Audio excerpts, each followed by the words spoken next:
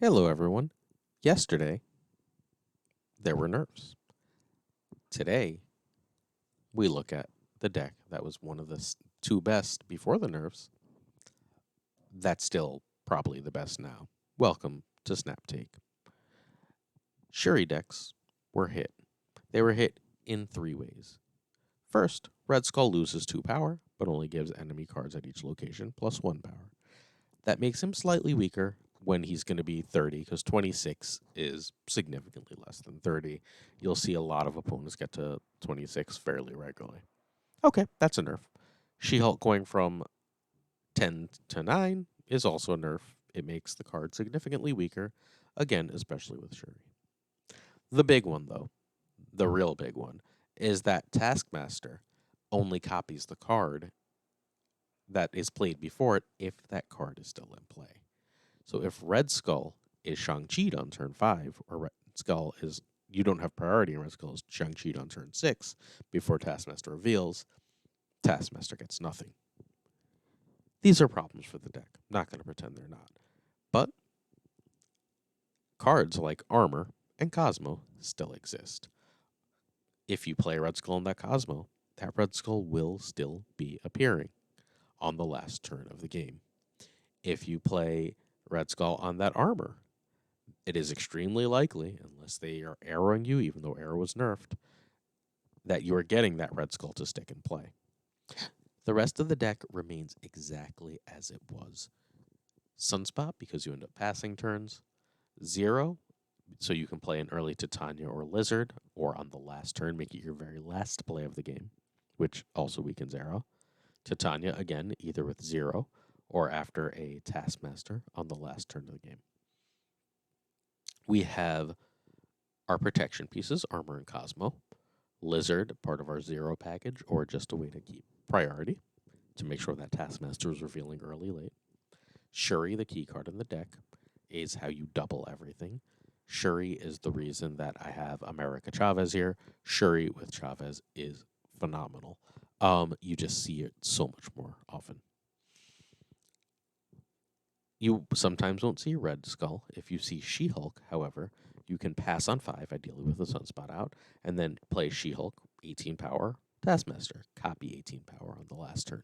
Perfectly acceptable. You can even do She-Hulk into the Cosmo and Taskmaster into the Armor to make sure that you're getting full benefit. You're gaining all that power, and the opponent will have very little to do with it.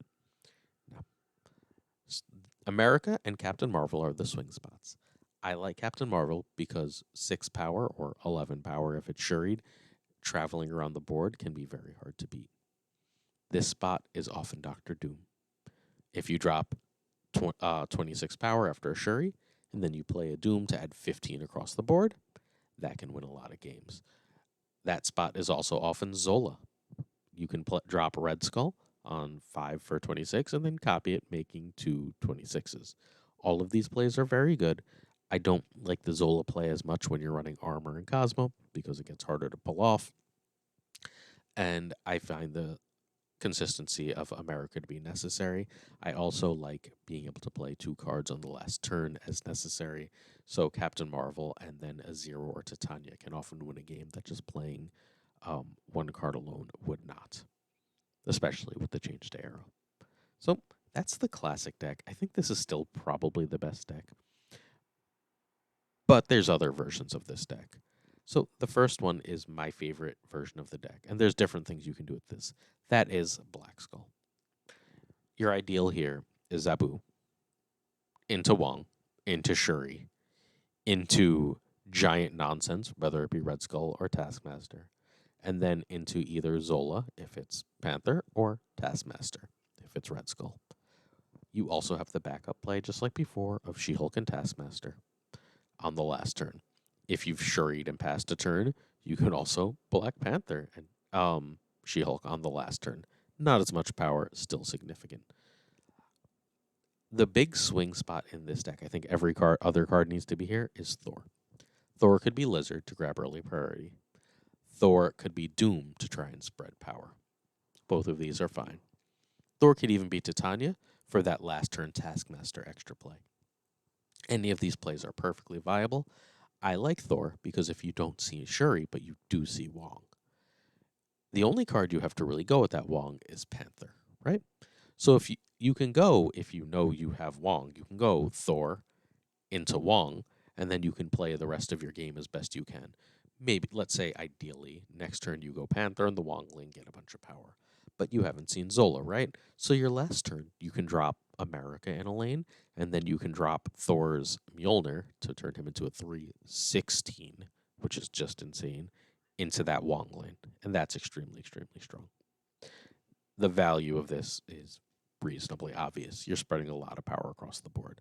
There's, again, quite a few things you can do there, most notably Titania or Doctor Doom or Blizzard. This is just the way I happen to like to play it. This version seems more vulnerable to Shang-Chi, and in many ways it is, but it relies less on Taskmaster than the Shang-Chi versions. So Shang-Chi is less of a problem because you're moving things around and it's harder to predict. In addition, because of the Thor plays, you're often able to compete across 3 locations. That ability can't be overlooked because if you go Thor into Wong, into one of the 2/5s, into America, and make Thor humongous, right? Now you've competed with a lot of power across 3 lanes that they couldn't really predict. One Shang-Chi doesn't do the job. I call this deck Black Skull. It's one of my favorite decks. I used it to climb a couple ranks earlier today. I'll be infinite relatively soon. I didn't play especially hard in the last meta before the patch. I don't really like playing what feels like an old meta. All right.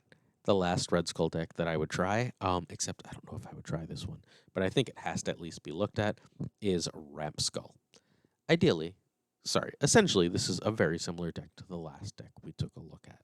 It's got no real protection because its main plan is to go Zabu, Wong Shuri, or Electro into into Nimrod into combos. The Red Skull Taskmaster here stuff is almost a backup. You'll note that She-Hulk has finally left the deck. Wong is far more important here.